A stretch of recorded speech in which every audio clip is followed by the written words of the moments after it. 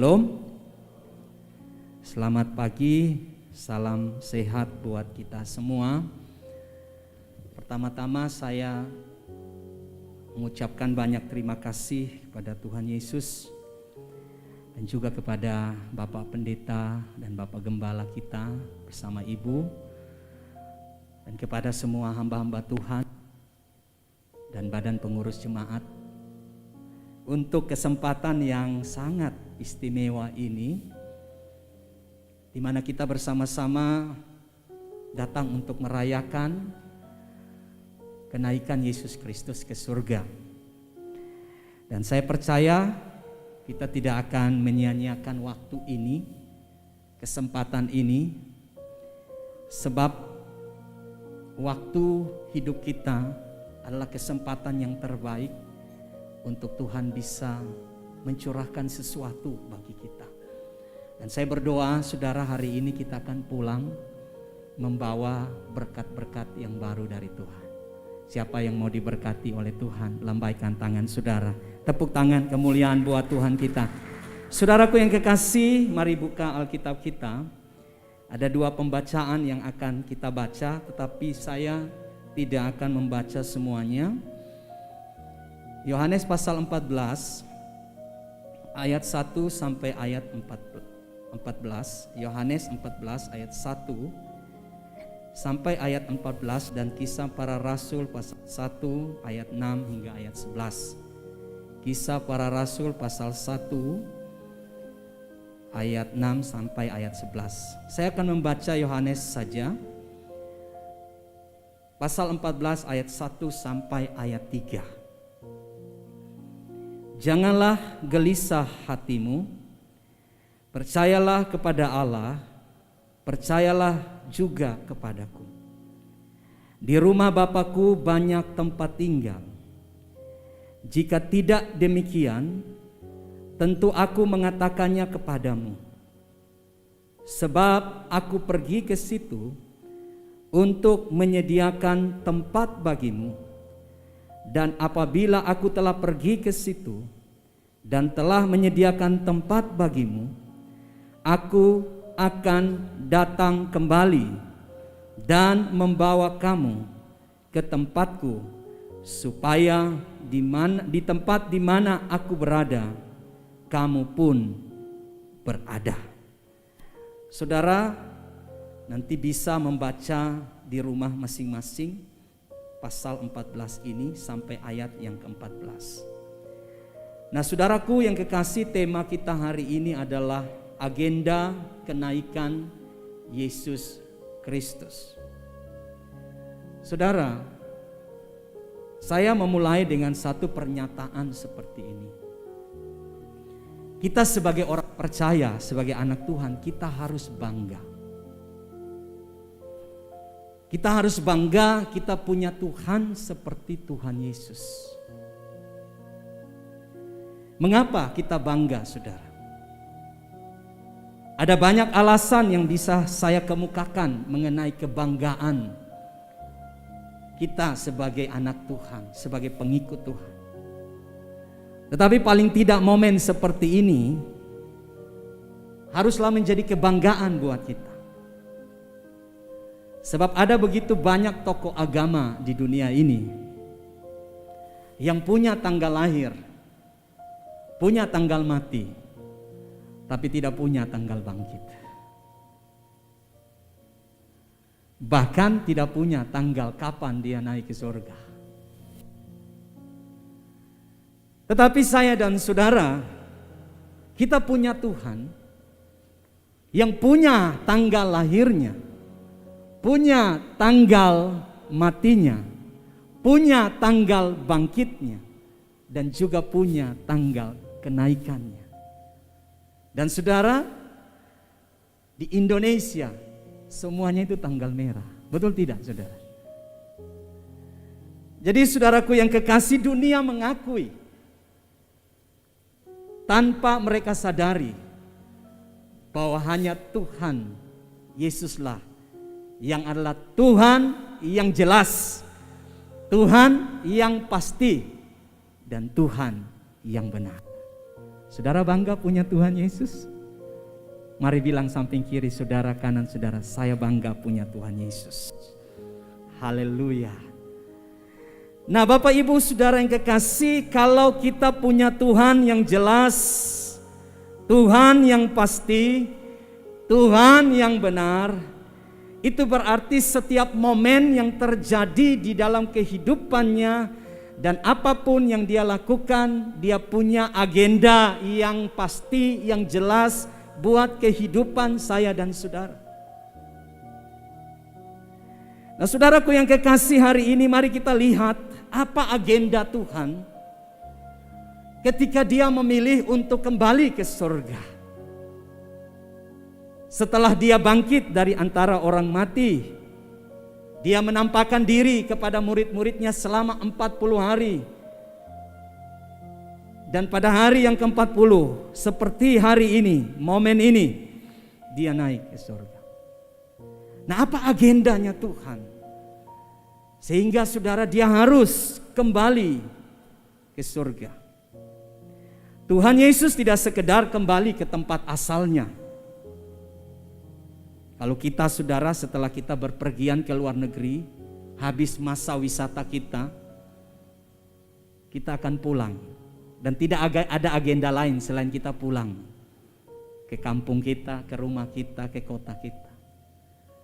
Tetapi saudaraku, hari ini ada agenda yang saya katakan sebagai satu kebenaran penting yang harus saya dan saudara terima hari ini. Supaya kita paham, kita ngerti, kita tahu bahwa mengapa Yesus harus kembali ke surga. Nah saudara, yang pertama mari kita lihat di ayat yang pertama sampai dengan ayat yang ketiga yang saya baca. Saya ingin ulangi sekali lagi. Janganlah gelisah hatimu, percayalah kepada Allah, percayalah juga kepadaku. Di rumah Bapakku banyak tempat tinggal. Jika tidak demikian, tentu aku mengatakannya kepadamu, sebab aku pergi ke situ untuk menyediakan tempat bagimu. Saudara, agenda Tuhan yang pertama ketika dia naik ke surga, dia tidak hanya kembali ke surga, tetapi dia, Yesus, pergi ke surga untuk menyediakan tempat bagi saya dan saudara. Tempat di surga itu saudara bukan bagi keluarga kita. Kalau hari ini saudara tinggal di surga, tinggal di bumi ini dengan keluarga, maka di surga itu personal. Sebab di surga tidak ada perkara kawin mawin di sana. Kalau ada yang agama lain yang berkata nanti di surga akan ada pernikahan dan sebagainya, itu kepercayaan mereka. Nah saudaraku yang kekasih, kalau kita baca ayat ini, Yesus mengatakan tempat tinggal. Di dalam bahasa Indonesia sangat sempit penjelasannya. Kalau kita katakan tempat tinggal berarti sebuah rumah untuk kita tinggal. Tetapi kalau saudara lihat dalam versi bahasa Inggrisnya, maka kata yang dipakai tempat tinggal itu mansion. Nah saudara, kalau saudara buka tempat tinggal para artis Hollywood, mereka punya perkampungan Hollywood, tempat tinggal para artis terkenal di Amerika. Dan saudara coba lihat tempat tinggal mereka. Saudara, tidak ada tempat tinggal yang ukurannya 5 kali 8 meter, tidak ada. Atau 4 kali 12 meter, enggak ada. Rumah mereka itu dikatakan mansion. Mansion itu artinya saudara rumah yang besar dengan pekarangan yang sangat luas, dan rumah itu tentunya rumah yang mewah. Jadi saudara, pergi ke surga untuk menyediakan rumah yang besar, rumah yang mewah, yang konstruksinya, yang bangunannya, yang materialnya tidak berasal dari bumi ini. Lalu Pak Pendeta, materialnya dari mana? Saudara, saya juga tidak tahu dari mana materialnya.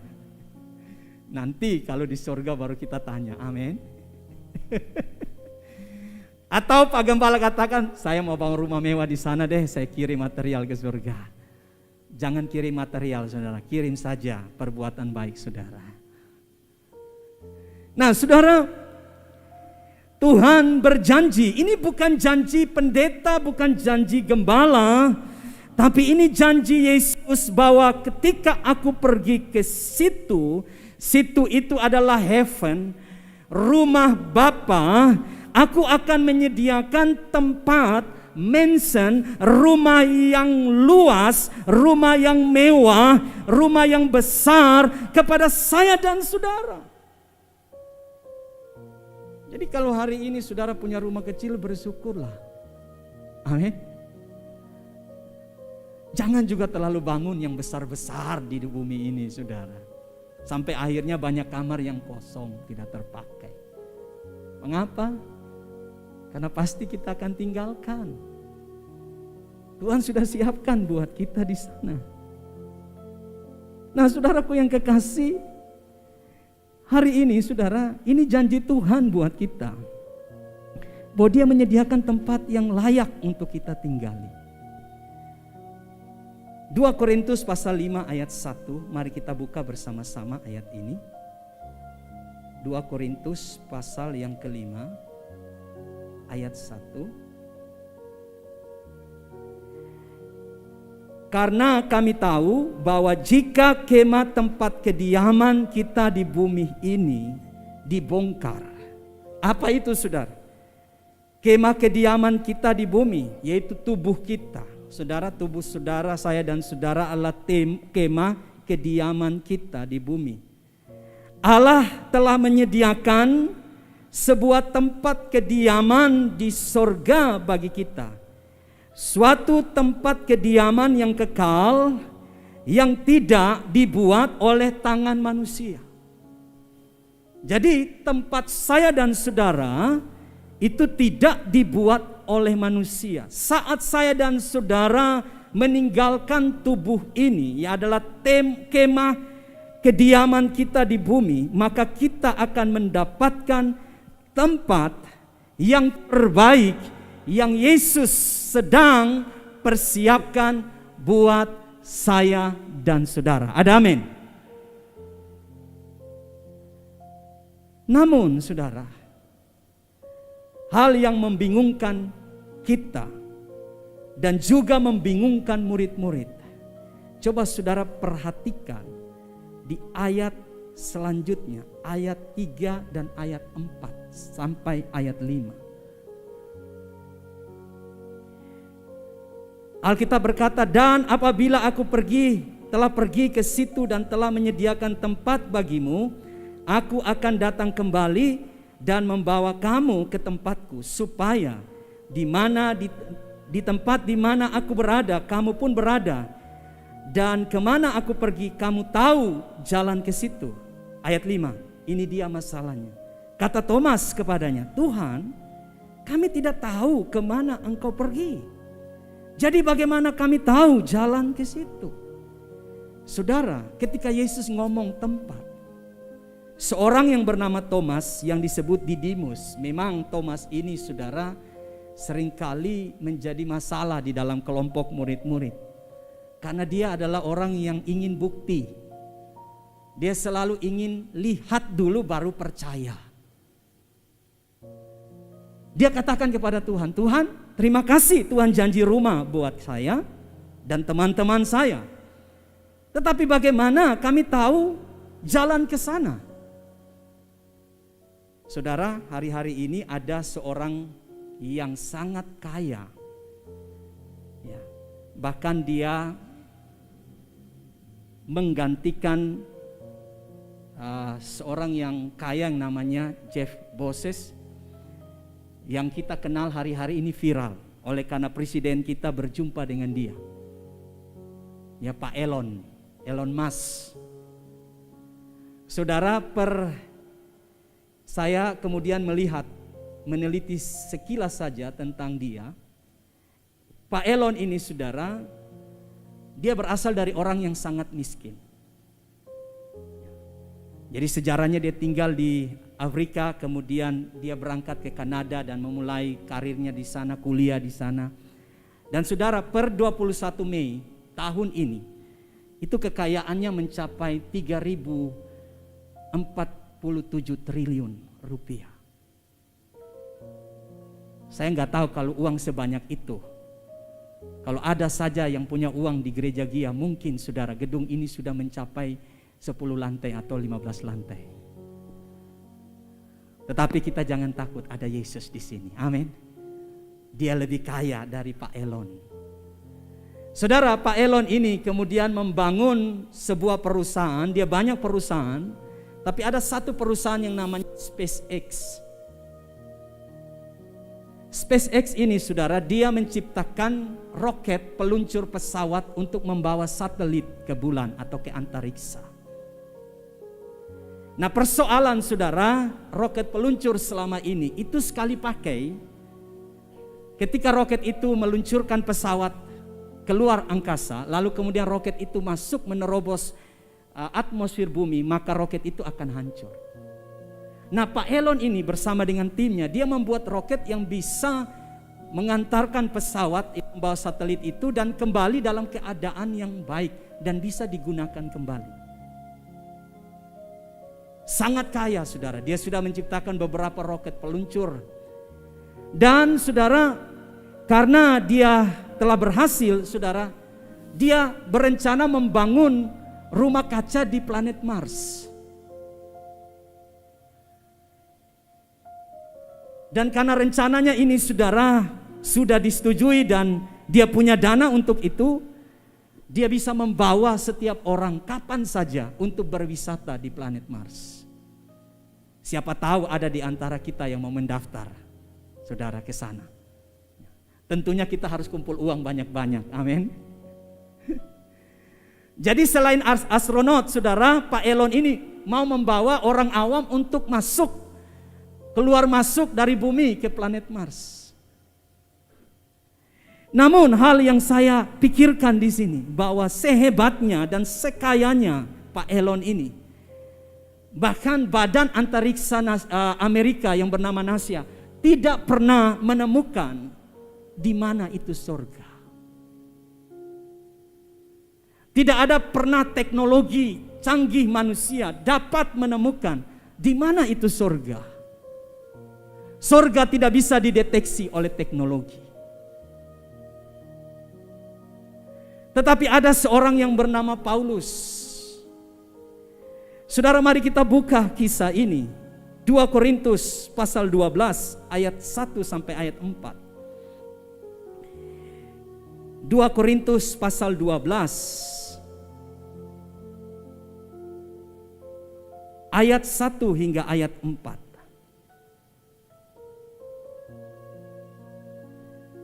Saya baca ayat 1 sampai ayat 4, saudara perhatikan. Aku harus bermegah sekalipun memang hal itu tidak ada faedahnya. Namun demikian aku hendak memberitakan penglihatan-penglihatan dan pernyataan yang kuterima dari Tuhan. Aku tahu tentang seorang Kristen, saudara, Rasul Paulus ini tidak mau bermegah. Sehingga dia mencoba untuk bercerita bahwa ada seorang Kristen, tetapi itu menunjukkan kepada dirinya sendiri. 14 tahun yang lampau, entah di dalam tubuh, aku tidak tahu, entah di luar tubuh, aku tidak tahu. Allah mengetahuinya. Orang itu siapa? Dirinya sendiri, yaitu Paulus. Tiba-tiba diangkat ke tingkat yang ketiga dari sorga. Aku juga tahu tentang orang itu, entah di dalam tubuh, entah di luar tubuh, aku tidak tahu. Allah yang mengetahuinya. Ayat 4. Ia tiba-tiba diangkat ke Firdaus dan ia mendengar kata-kata yang tak terkatakan, yang tidak boleh diucapkan manusia. Saudara perhatikan ini. Paulus mendapat satu kesempatan untuk bisa melihat yang namanya Firdaus.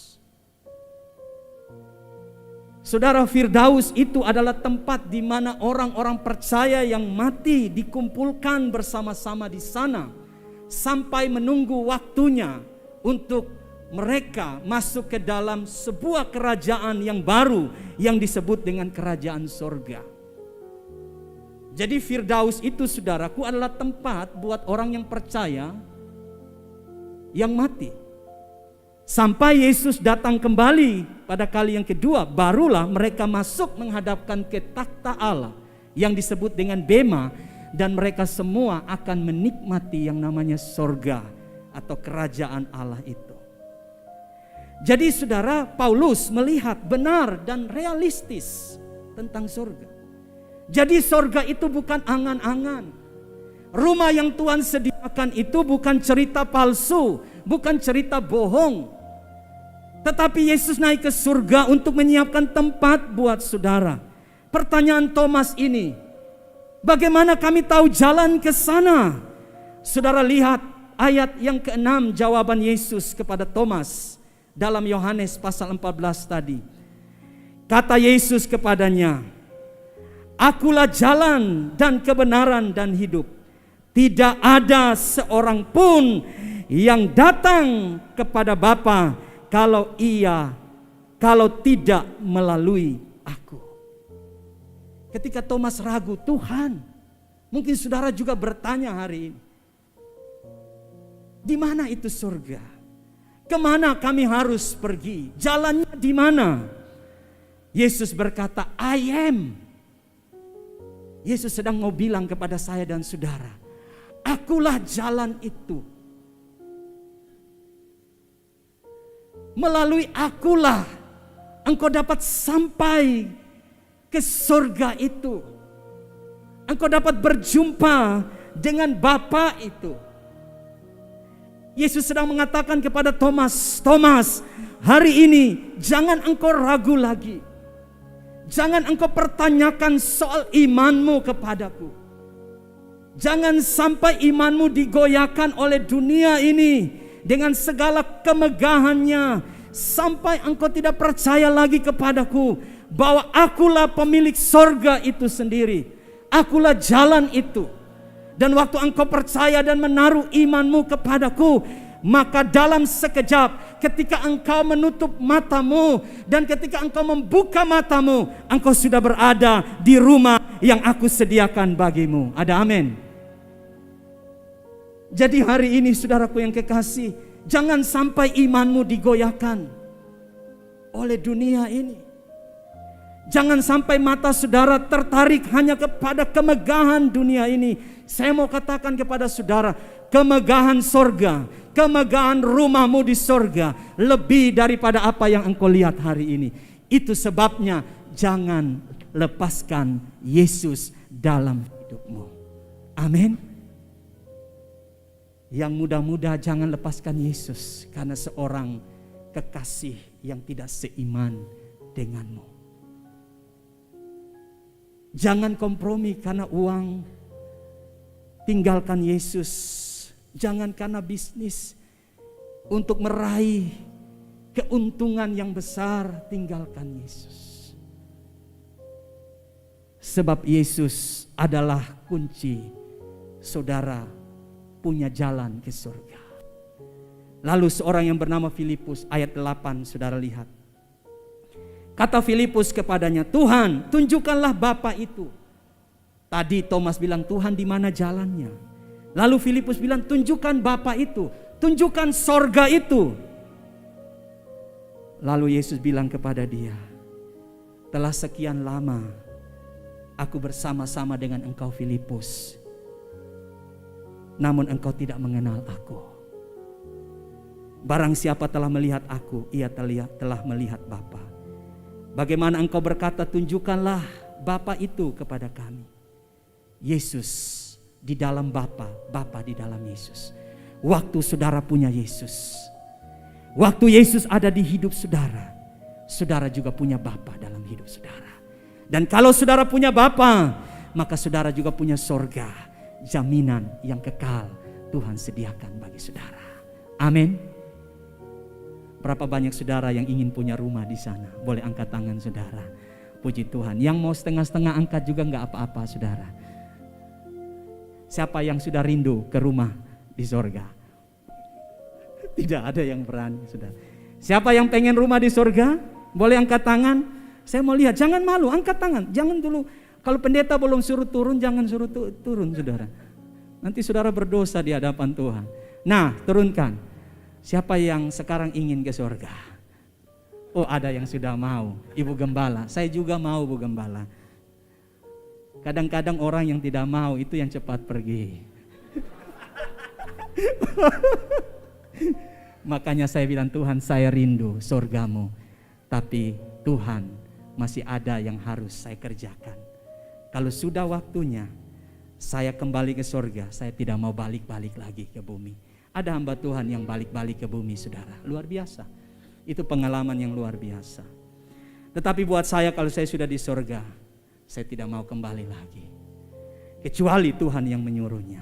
Nah saudara, hal yang kedua, karena waktu kita, mari kita lihat bersama-sama Yohanes pasal 14 tadi, ayat yang ke-11 sampai dengan ayat yang ke-12.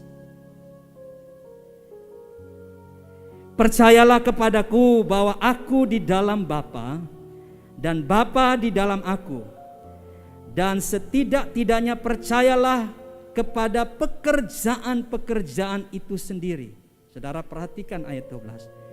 Aku berkata kepadamu, sesungguhnya barang siapa percaya kepadaku, ia akan melakukan juga pekerjaan-pekerjaan yang aku lakukan.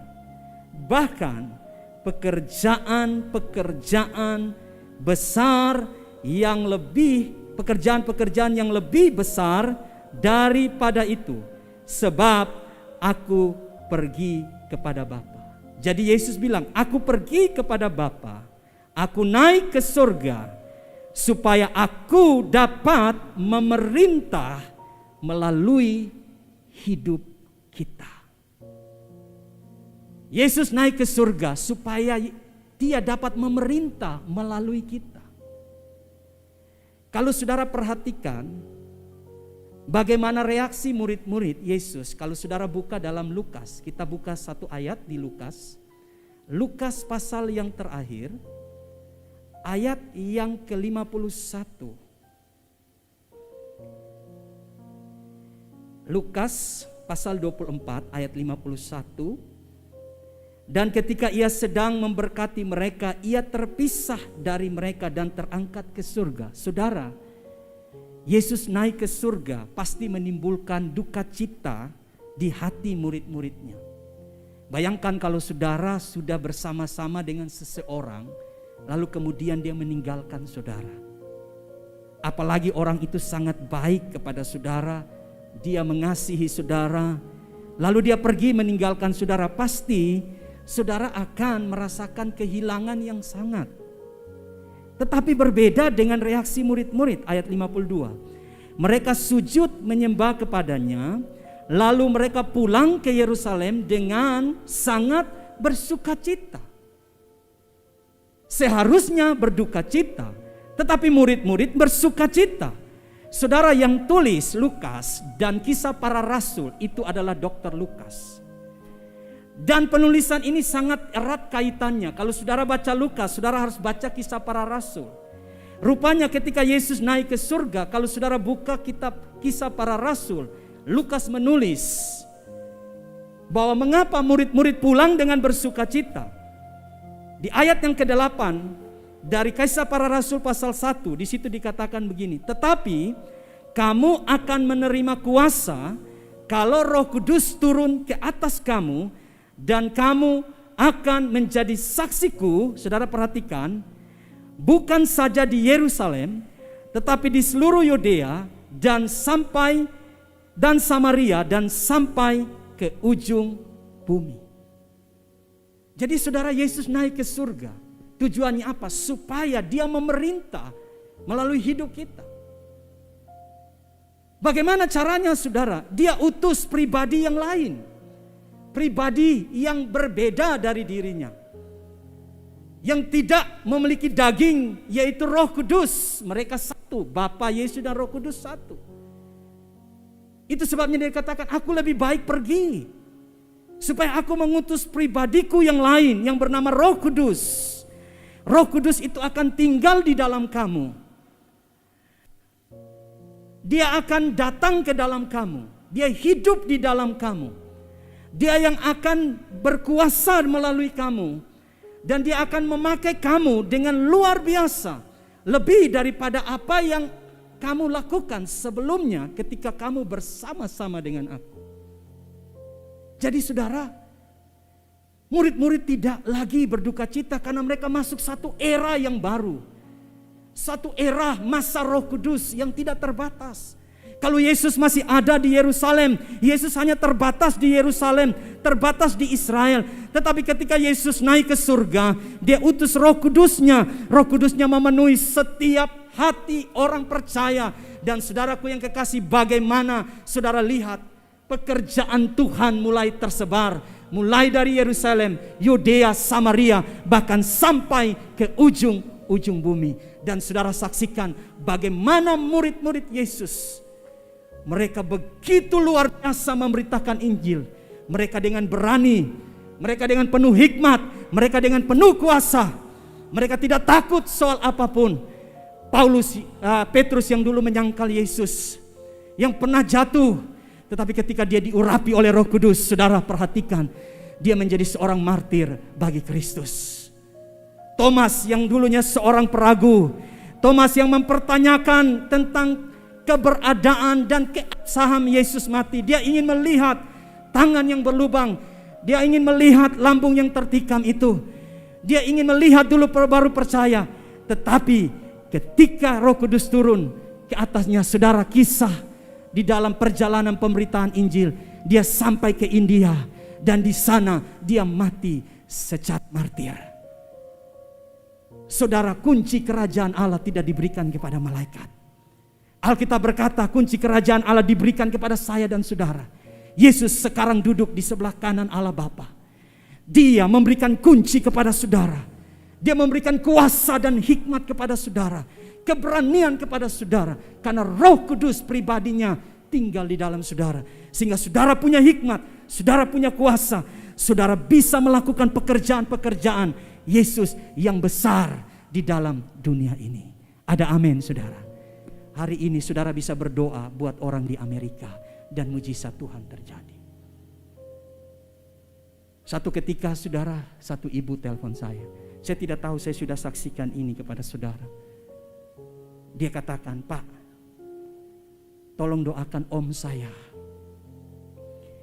Dia didiagnosa dokter, dia harus dioperasi jantungnya dan dipasang ring oleh karena jantungnya bermasalah.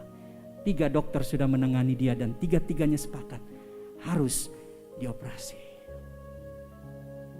Saudara, dia telepon saya, dia menangis dan dia berkata, Pak Pendeta, ini om saya, dia baik sekali. Omnya kerja di salah satu perusahaan di Jakarta. Lalu saudara, saya doakan, Tuhan, jamah Bapak ini, sembuhkan dia. Nah kemudian saudara, 2 minggu sesudah itu, waktunya dia akan operasi. Pagi-pagi jam 8, dia telepon saya, Bapak ini langsung bukan kemenakannya. Bapak ini telepon, Pak Pendeta, doakan karena jam 9 saya harus masuk ruang operasi, diperiksa lagi, kemudian dibius dan dioperasi. Lalu saya doakan saudara, saya percaya, saya bilang begini, Tuhan, Yesus yang saya percaya mampu membangkitkan Lazarus dari antara orang mati 2000 lebih tahun yang lalu. Ibrani katakan Yesus tidak berubah. Maka Yesus yang tidak berubah hari ini juga Tuhan sembuhkan Bapak yang sakit ini.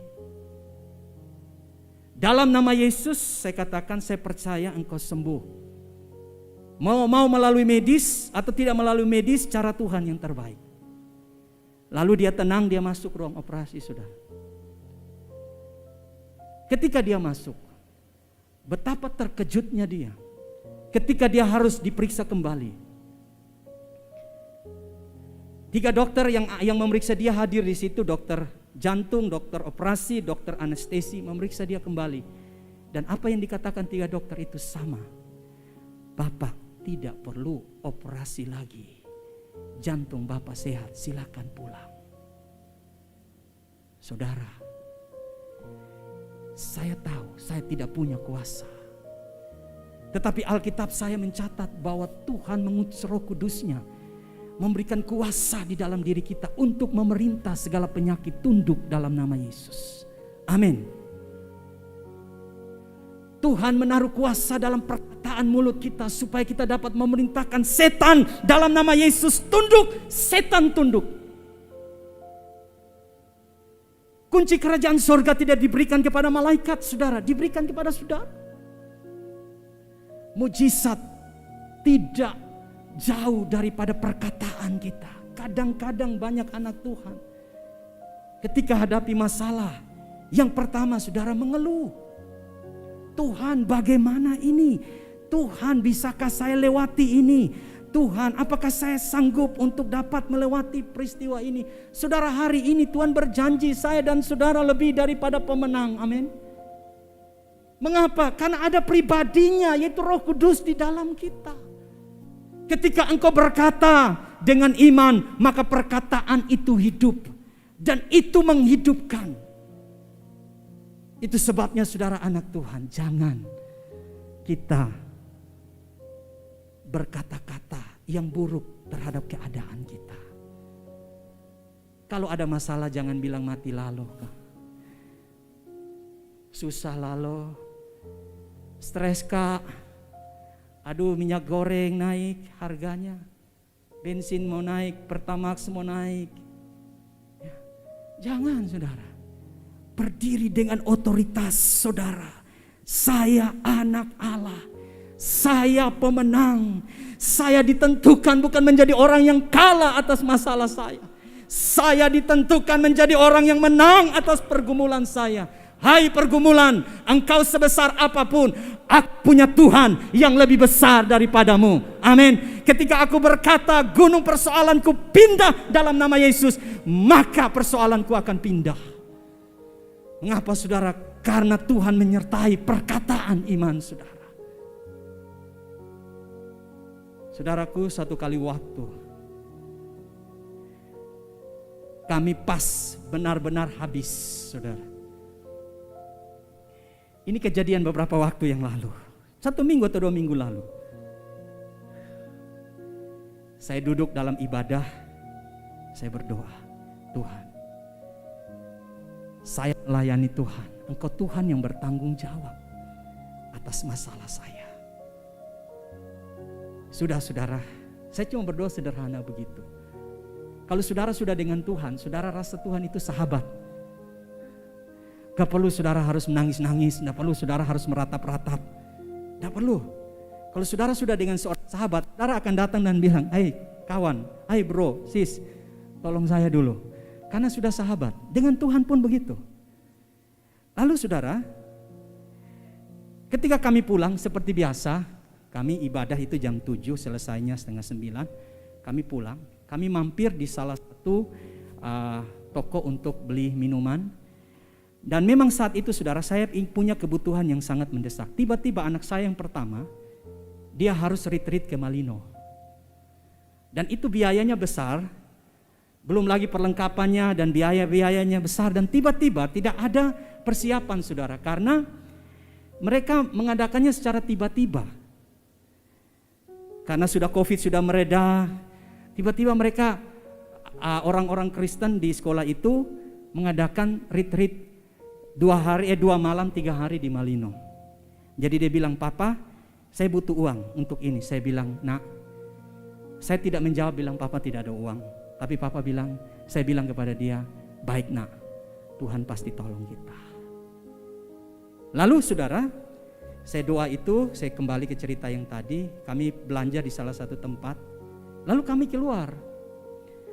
Saudara, waktu kami keluar, kejadian ini pernah saya alami beberapa waktu yang lalu, ini terulang, ini kedua kali. Tiba-tiba saudara, ada satu amplop yang ada di mobil saya, saudara. Di mobil yang saya parkir pas di wipernya. Amplop putih, saudara. Saya bilang, ini siapa yang kasih saya surat? Jangan-jangan surat cinta ini, saudara. Siapa yang kasih surat buat saya? Saya ambil, saudara. Saya rasa kok kalau surat, kenapa begitu tebal, saudara? Lalu saya lihat di situ ditulis Tu Adi. Jadi tidak ada Pak Adi atau Pendeta Adi, Tu Adi. Nah, pas anak-anak saya lihat, Papa, itu amplop tadi di gereja waktu kita turun tidak ada di situ.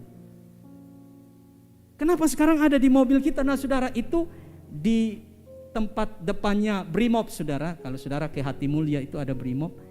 Saya parkir di situ. Dan kami lama di toko itu karena putar-putar cari untuk kebutuhan anak kami yang pertama itu.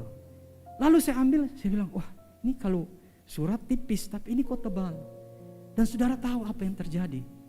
Saudara, ada sejumlah uang yang sangat banyak di dalam amplop itu yang ditaruh di situ. Lalu saya pikir, Tuhan, kalau tadi ada orang yang lewat lalu lihat amplop itu, pasti sudah diambil. Kalau dari gereja ada orang gereja yang taruh, pasti kita sudah lihat waktu kita mau masuk. Nah, ini orang dari mana? Yang tahu mobil saya, yang tahu saya ada di situ lalu taruh uang di situ. Lalu istri saya bilang kepada saya, jangan kamu mau tahu siapa orangnya. Tuhan bawa uang itu, memakai siapapun untuk taruh di situ. Saudara, pertolongan Tuhan selalu datang tepat pada waktunya. Amin. Jangan pernah engkau ragu. Engkau mampu lakukan pekerjaan yang besar bersama dengan Tuhan. Itu sebabnya hari ini saya tutup di sini, saudara, bahwa Tuhan naik ke surga supaya menyediakan tempat bagimu. Jangan tinggalkan Dia.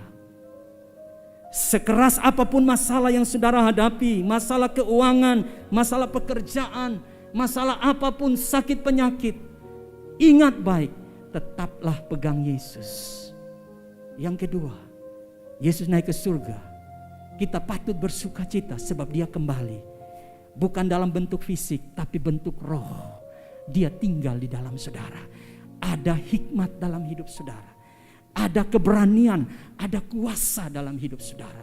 Ketika saudara melangkah, surga menyertai saudara. Ketika saudara berkata sesuatu, surga merestui. Kalau saudara hidup benar, saudara kudus, saudara sungguh-sungguh cinta Yesus, setiap langkah saudara disertai oleh surga. Ada amin. Sehingga saudara tidak perlu takut dengan bisnis saudara yang hari-hari ini mungkin sedang goyang. Saudara tidak perlu takut dengan keuangan saudara. Saudara tidak perlu takut dengan kesehatan saudara. Saudara hanya tinggal perkatakan iman itu. Setiap hari bangun tidur, saudara bilang, ada kuasa dalam hidupku. Aku perkatakan masalahku selesai, pasti selesai. Itu sebabnya kita bersyukur Yesus naik ke surga. Dan Dia berjanji akan kembali untuk kita. Amin. Mari kita berdiri bersama-sama, saudara.